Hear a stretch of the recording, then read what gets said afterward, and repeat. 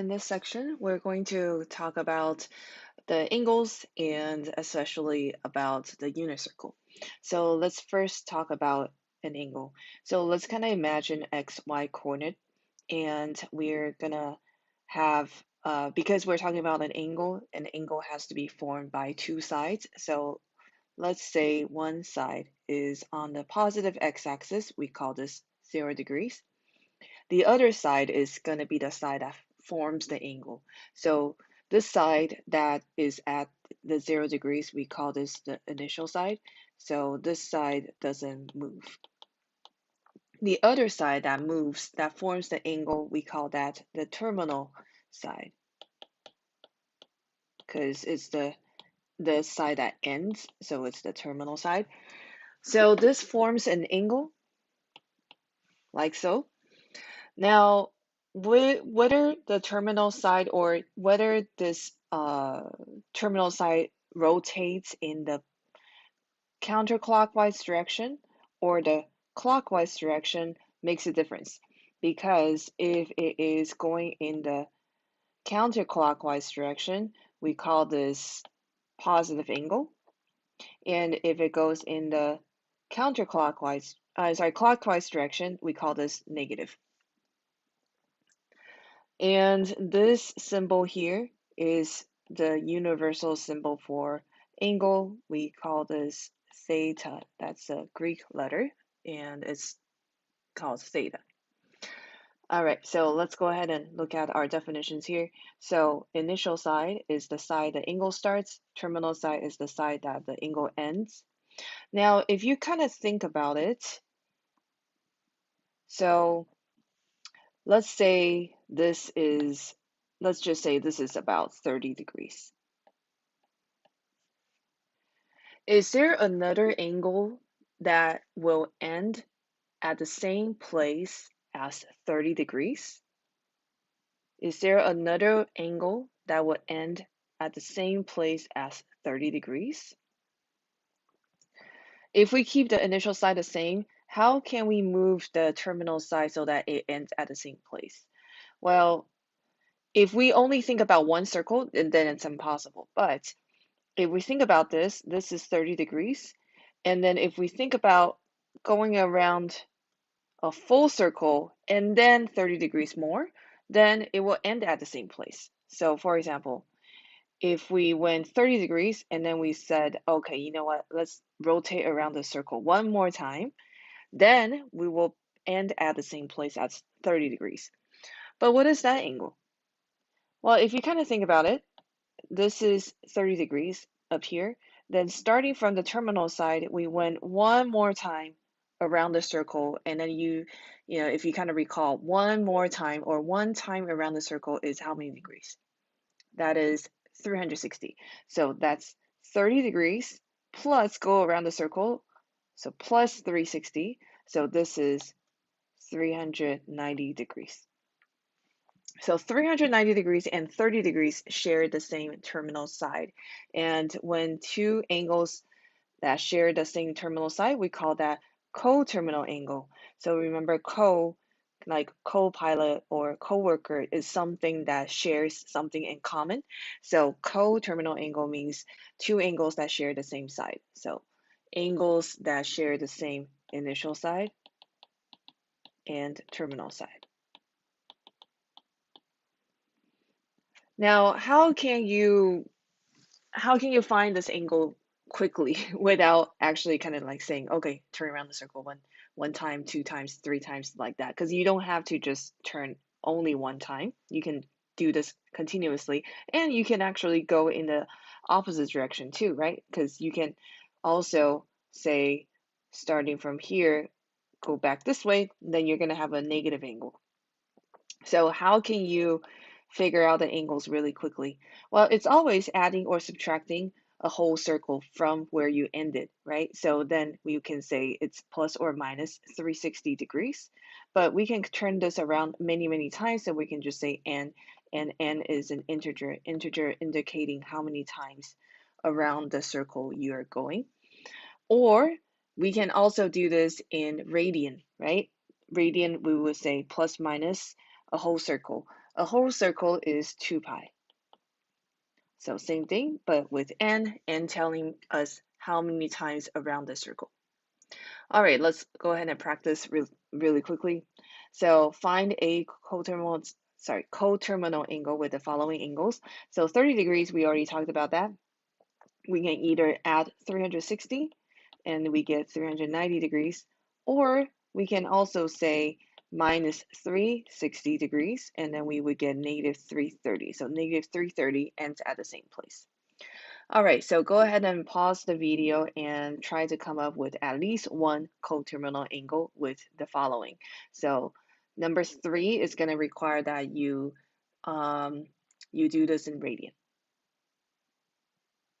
Go ahead and look at the answers. So I put 2 answers, whether that is adding 2 pi or adding 360 and then subtracting 2 pi or subtracting 360. Now we're going to take some time to memorize the unit circle. Okay, so let's just learn how to fill out the unit circle first.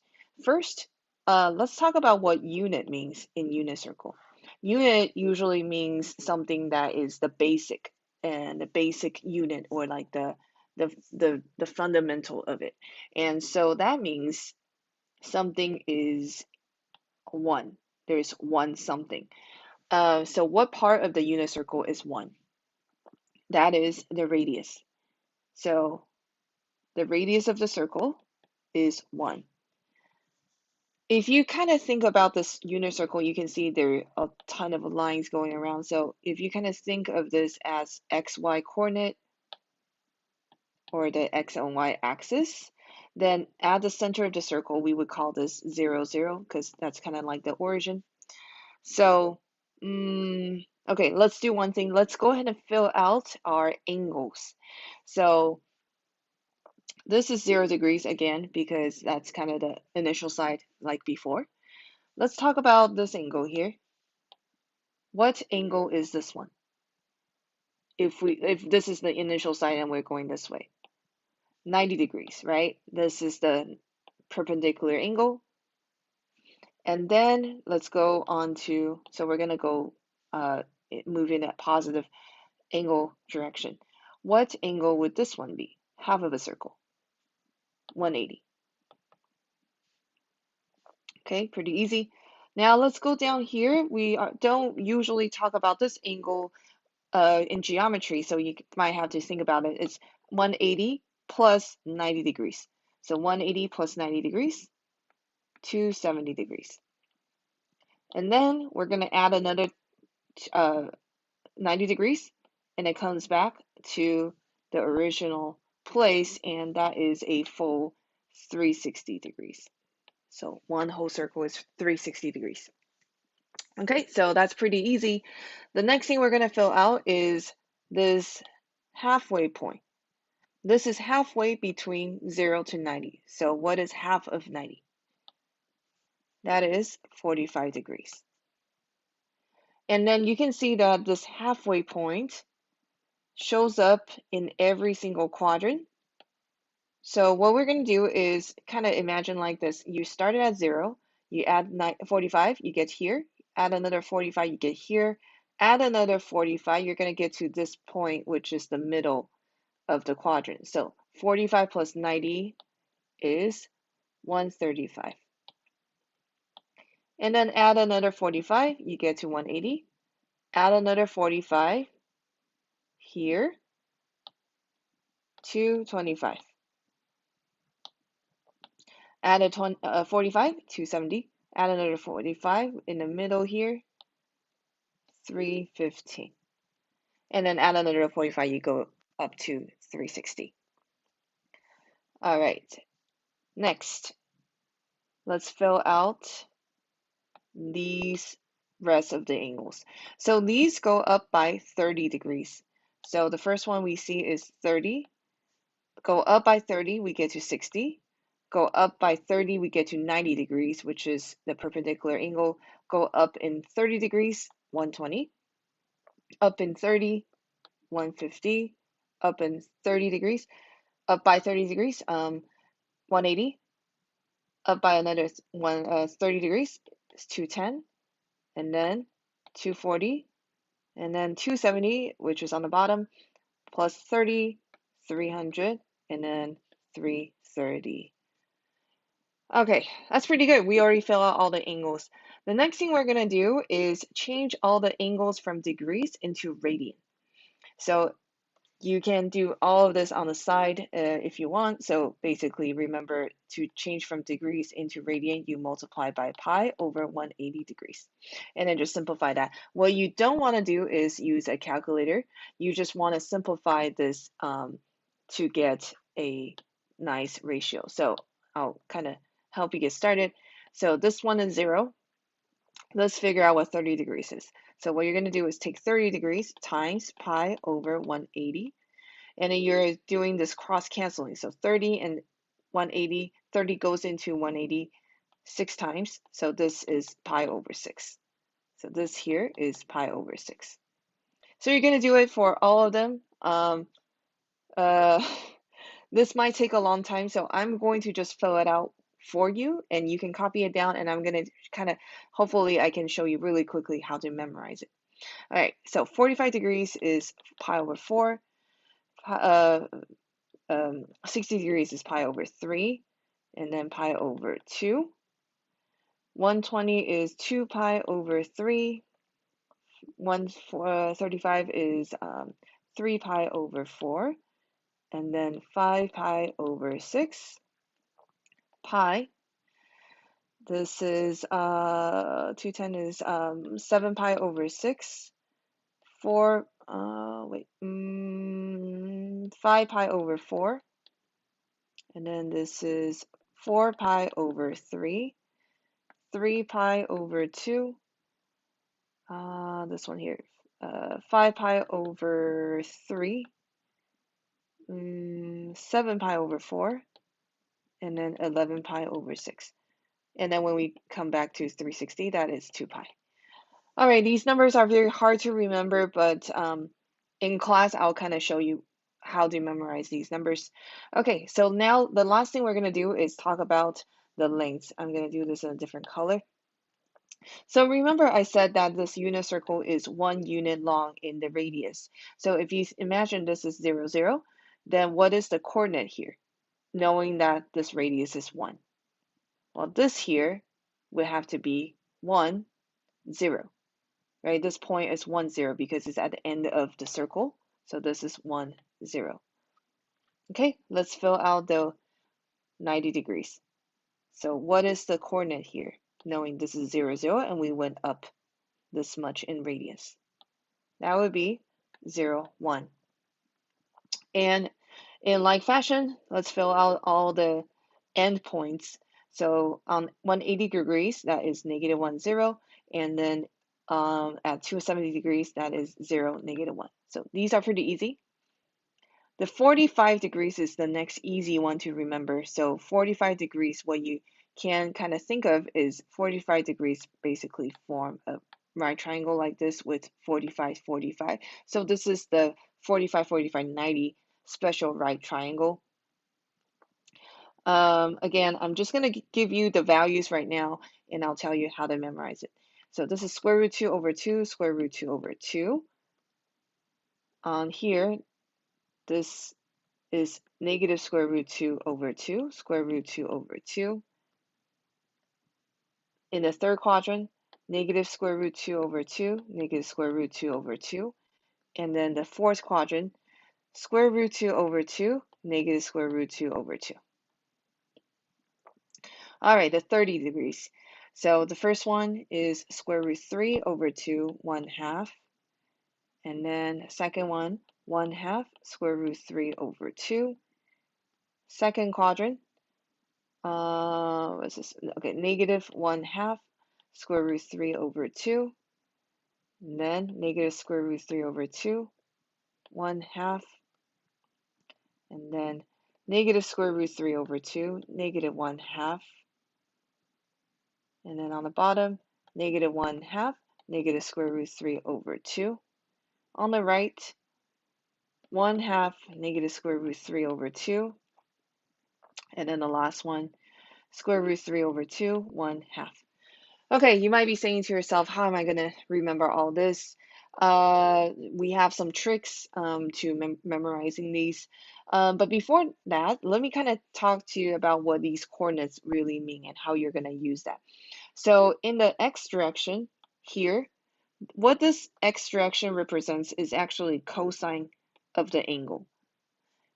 And then the y direction represents sine of the angle. So what does that mean? So let's say, so what that means is when you see a coordinate that is an xy coordinate, this is actually saying cosine of the angle is this value, and then sine of the angle is this value. For example, let's say someone says, what is sine of 45 degrees? So the way you will use the unit circle is you go to 45 degrees and then you say, oh, what is the sine? Well, sine means y value. So if you go to that coordinate, you take the y value, and then so you say, the answer is square root 2 over 2. Okay, so same thing. Let's say someone says, what is cosine 4 pi over 3? Then again, you would go to 4 pi over 3 angle, which is here, 4 pi over 3. And this time they're asking for cosine. Cosine is the x value of this angle. So you go to the x value, which is negative 1/2. So the answer is negative 1/2. Now, I don't want you to rely on the unit circle all the time because that will slow you down. So let's have a really quick way of memorizing this. Hopefully, it will be quick. So what you're going to do is, most of you are right-handed, so I'm going to just tell you the trick in your left hand. That way you can have, hold your pencil in right-handed and use your left hand for this. So this is a quick way to remember the values, but only for first quadrant. But since the four quadrants are a reflection of each other, so as long as you can memorize one quadrant, it should be pretty quick for you to transfer that answer to another quadrant. But anyways, here's how you do it. So take out your hand, left hand, and then what you want to do is your palm is facing towards your face, so you're looking at your palm.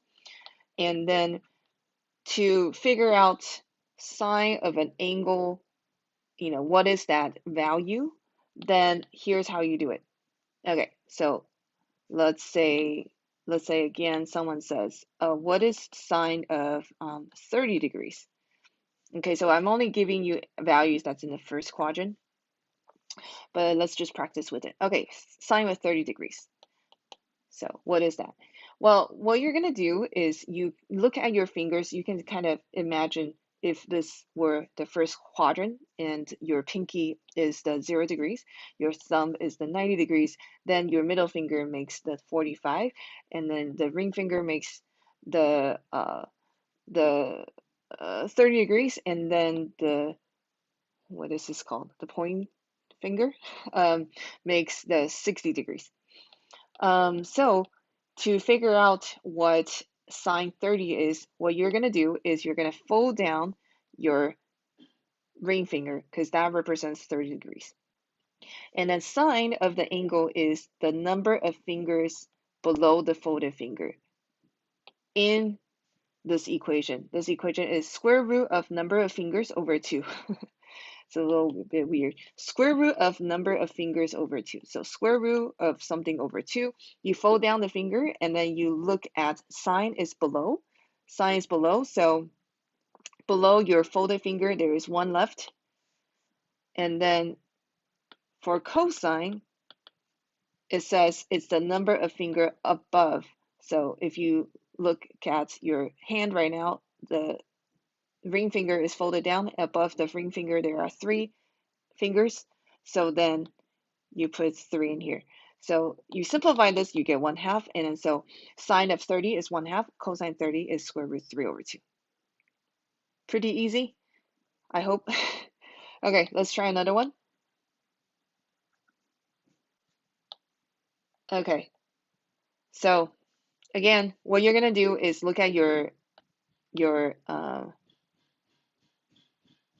let me see, your you're going to look at your hand, but this time I'm going to give you the answer, the question in radians. So you do need to somehow remember these values. So it's pi over 6, pi over 4, pi over 3, and then pi over 2. All right, so let's try this.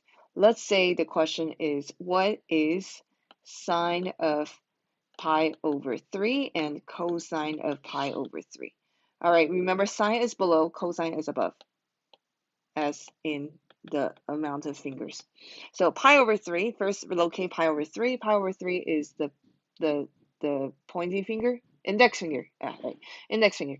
So hold that down, and then sine is below, so we have 3 fingers below, 1 finger above for cosine. So then sine of pi over 3 is square root 3 over 2, and then cosine of pi over 3 is 1/2. Okay, now let's say someone is asking you for tangent. Tangent is a little bit tricky because you have a kind of a different formula, but it's not too bad. Let's say the question is, what is tangent of pi over 3? So same angle. So you're going to take the square root of bottom finger over top finger. But first, fold down your index finger. So fold that down. You're going to take bottom fingers, put it on the top, top finger, put it on the bottom. So this answer is square root 3. All right, let's go ahead and solve some questions. These questions I gave you, some of them are in the second, third, and fourth quadrant. So we'll kind of talk about how to do that.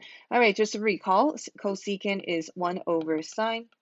Secant is 1 over cosine, and then cotangent is 1 over tangent. Okay, let's look at the following. Find the values of the following trigonometric functions using only the unit circle. All right, cosecant 30. Cosecant 30, well, there's no cosecant that we memorized, right? But we know that cosecant is 1 over sine, so this is 1 over sine 30. So we need to figure out what sine 30 is. All right, so take out your left hand. You're going to fold down the finger that belongs to sine, which is the ring finger. And then we know that answer is going to be square root of something over 2. So sine is below, cosine is above. So there is 1 finger below, so this is 1. All right, but we don't write our answers like this. Remember, this is the longer fraction bar, so it's 1 divided by square root 1 is just 1, so we're going to just write 1/2. 1/2. This is the same as 1 times the reciprocal, so the answer is 2. All right, let's have you pause the video. You're going to try this one, secant. So you had to first change secant into 1 over cosine. All right, this one turned out to be the same value as cosecant 30. All right, let's try this one. This one's a little difficult because it's not in the first quadrant, but it's not too bad. 225. First, we had to figure out where 225 is. So this is 45 here. This is, so plus another 45, we got to 90, plus 45, 135. Plus another 45, we get to 180, plus 45, we get to 225. So the nice thing about memorizing the first quadrant is that every other quadrant is exactly the same, except it's reflected. So you can see that here in the second quadrant, sine is going to be the same because it's the y value. Cosine is going to be negative. And then in the third quadrant, everything's negative. In the fourth quadrant, this part, which is sine, is negative and cosine is positive. Well, 225 is in the third quadrant, so everything is negative. This one is the 45, so it's the same idea as the the 45 degrees in the first quadrant.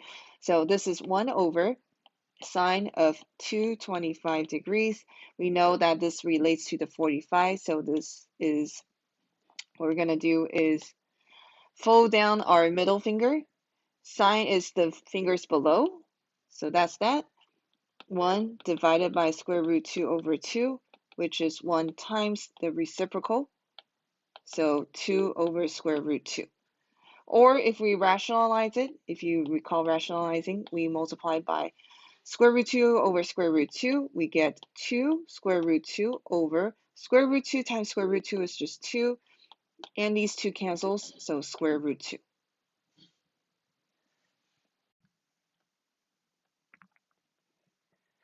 All right, let's look at this one. Secant 150. So since it's over 90 degrees, we know that it's not in the first quadrant. It's not over 180 degrees, so we can deduce that it's in the second quadrant. A lot of times what I do is I just draw out where I think 150 is. 150 is here because it's 30 degrees from the bottom. So I know that this is the 30 degrees if I use my hand for this calculation.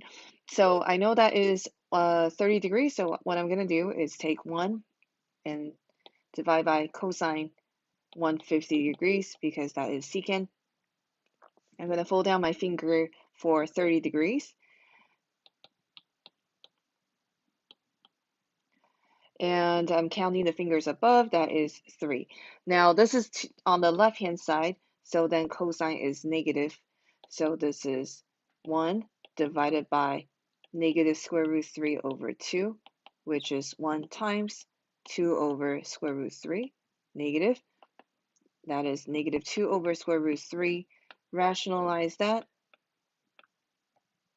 You get negative 2 root 3 over 3. Okay, so I'm going to have you complete the last two by yourself. Now, if the hand trick is still very hard for you to remember, um, I would say take out the unit circle and then just use it for now. Hopefully, by the end of all the trick chapters, you would get better at memorizing them. But anyways, go ahead and try these and then come back and check your answers. All right, go ahead and check your answers.